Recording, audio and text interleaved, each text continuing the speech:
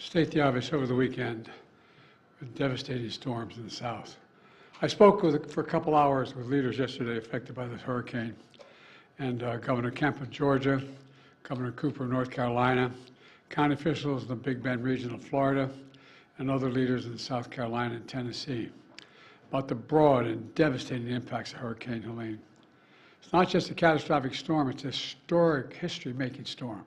The entire Southeast and Appalachia. Damage from the hurricane stretches across at least 10 states. Winds over 120 miles an hour in some places.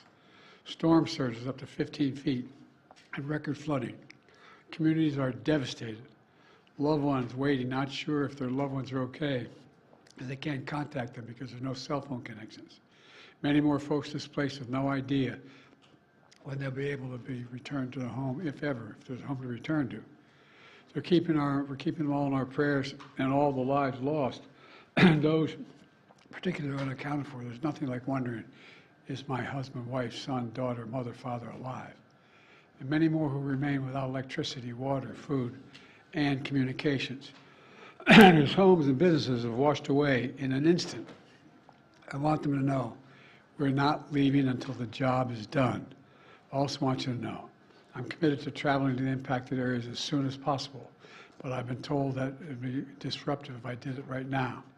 We will not do that at the risk of diverting or delaying any of the response assets needed to deal with this crisis. My first responsibility is to get all the help needed to those impacted areas. And I expect to be there, excuse me, I have a cold. I expect to be there later this week. I and my team are in constant contact with the governors, mayors, and local leaders. The head of FEMA, Deanne Griswold, is on the ground now in North Carolina. She's going to stay in Asheville and Appalachia region for the foreseeable future. There's been reports of over 100 dead and consequence of this storm, and there are reports of up 600 people unaccounted for because they can't be contacted. God willing, they're alive, but there's no way to contact them again because of the lack of cell phone coverage. I've directed my team to provide every available resource as fast as possible to your communities to rescue, recover, and to begin rebuilding.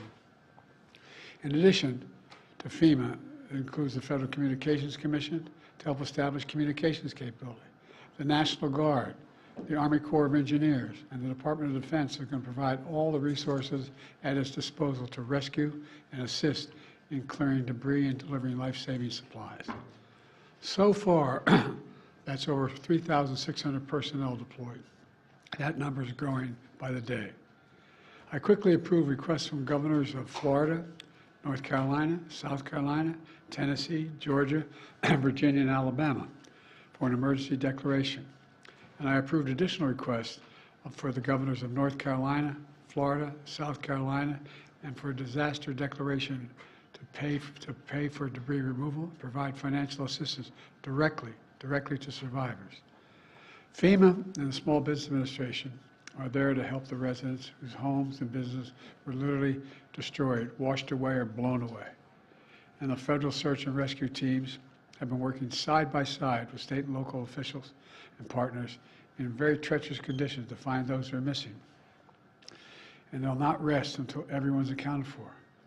I want to thank all the first responders and everyone who's been working around the clock. One of the brave teams who's volunteered to be there is from San Diego County Fire Department, set to travel all the way from California to North Carolina to help. But on their way, they were in a terrible car accident in Louisiana. We pray for their full recovery, but it was a bad accident.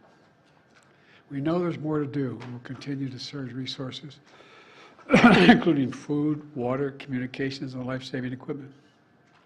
We'll be there, as I said before, and I mean it, as long as it takes to finish this job. Let me close with this. As president, I've seen firsthand the devastating toll that disasters like this take on families and communities. I've been on the ground in many disaster areas since I've been president. Excuse me, and I've heard dozens of stories from survivors about how it feels to be left with nothing, not even knowing where or when to get back on track. I'm here to tell every single survivor in these impacted areas that we will be there with you as long as it takes. For the sake of yourselves, excuse me, and your families. I urge everyone returning to their communities and home to listen to the local officials and follow all safety instructions. Take this seriously. Please be safe. Your nation has your back, and the Biden-Harris administration will be there until the job is done. God bless you all, and I'm thinking of those that are still wondering where your loved ones are. Thank you.